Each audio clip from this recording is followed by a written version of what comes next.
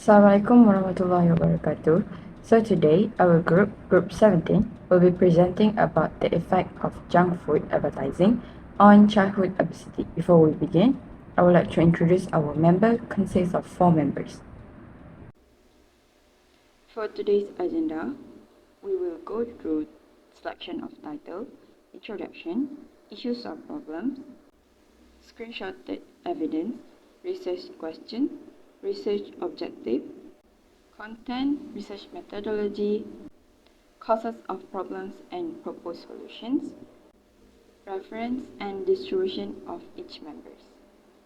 First, selection of title. Why was the title chosen?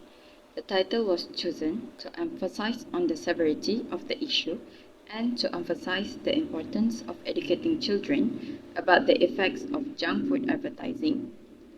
The title also conveys a sense of urgency as childhood obesity is becoming increasingly prevalent. The title was chosen to reflect the urgency of the situation and the need for immediate action. We will go through introduction. A child's exposure to unhealthy food advertisements increase their food intake. This in turn leads to an increased risk of obesity and other related health issues. As a result, it is important to limit a child's exposure to unhealthy food advertisement. Marketing of unhealthy foods and drinks to children may contribute to obesity by influencing their food choices, taking advantage of their developmental vulnerabilities. What is the issues of this topic? Junk food advertising is a harmful practice that promotes high-calorie, high-sugar and high-fat foods to children through various media platforms.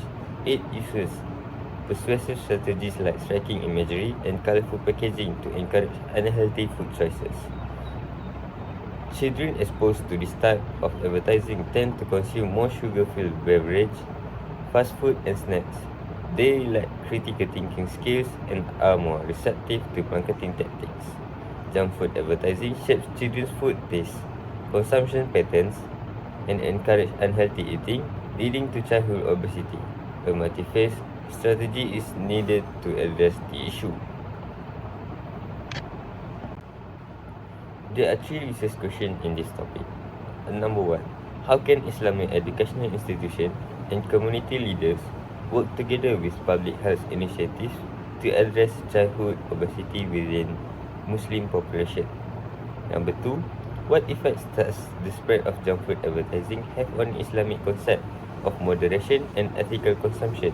And what does this mean for Muslim communities trying to combat childhood obesity? And the last one, what role do they play in educating people about the health risks associated with excessive consumption of junk food that is promoted through advertising?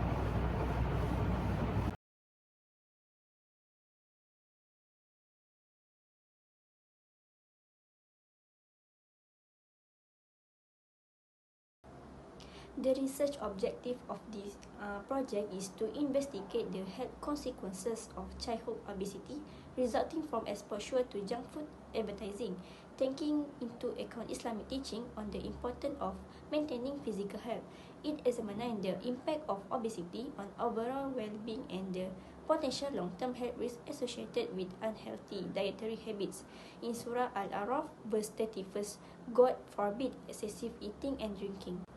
Second is to explore the implication of the research finding for policy development and advocacy effort aimed at regulating junk food advertising in accordance with Islamic values. The last is to develop educational strategy informed by Islamic principle to mitigate the negative effect of junk food advertising.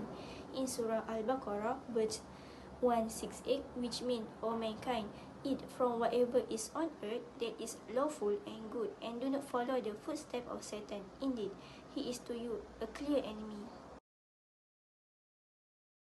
Next is content. There are 3 content in this project. The first is childhood obesity result from exposure to junk food advertising can have significant implications for physical, mental and spiritual well-being in accordance with Islamic teaching. Second, childhood obesity can also have adverse effect on mental health, including low self-esteem, depression, and anxiety. Islamic teaching emphasize the importance of mental well-being and encourage believers to cultivate a positive mindset and seek help when facing psychological challenge. Obesity-related mental health issue can therefore be viewed as hindrances to spiritual growth and fulfillment of one's purpose in life. The third is the health consequences of childhood obesity can extend into adulthood, increasing the risk of chronic disease and reducing overall life expectancy. This not only impacts the individual but also places a burden on family, communities, and society as a whole. Islamic teaching emphasizes the interconnectedness of individuals within society and encourage action that promote the well-being of all members of the community. Therefore, addressing childhood obesity from an Islamic perspective is not only a matter of personal health but also a social responsibilities guided by principle of compassion, justice, and stewardship of resource. For research methodology, we collect from article sources. Greater than 60% of overweight child population seem to have at least one added risk factors of cardiovascular disease, for example, raised blood pressure, hyperlipidemia, and hyperinsulinemia. And more than 20% of obese children have two or more risk factors. According to Ministry of Health Malaysia 2023, the prevalence of overweight and obesity among children and adolescents has risen over the year. Up to 30% of Malaysian kids were discovered to be obese or overweight due to the availability of junk food in school.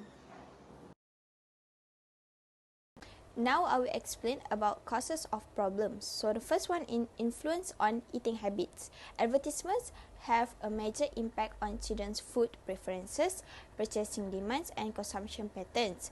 Junk food advertisements frequently promote high-calorie, low-nutrient items, resulting in poor dietary patterns and increased calorie consumption among children. The second one is psychological impact. Junk food appears more appealing and desired when it comes from advertisement, which establish a strong emotional connection with kids. This can lead to emotional eating and a preference for unhealthy snacks rather than nutritional ones. The third one is parental influence. Parents frequently give in to their children's demands for junk food after watching advertising, either because they are pestered or because prepackaged snacks are convenient. This promotes the child's need for unhealthy meals.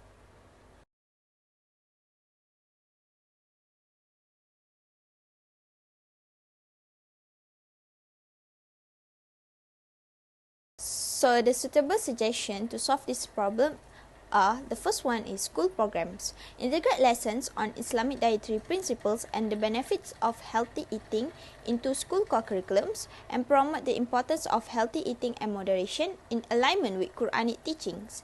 The second one is promotion of tayyib foods.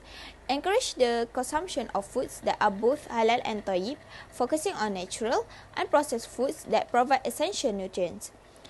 The third one is modeling behavior.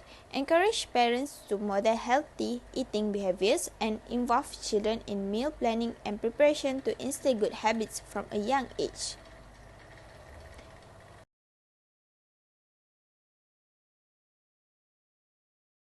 So these are the references that I have found from the internet. So that's all from us. Thank you.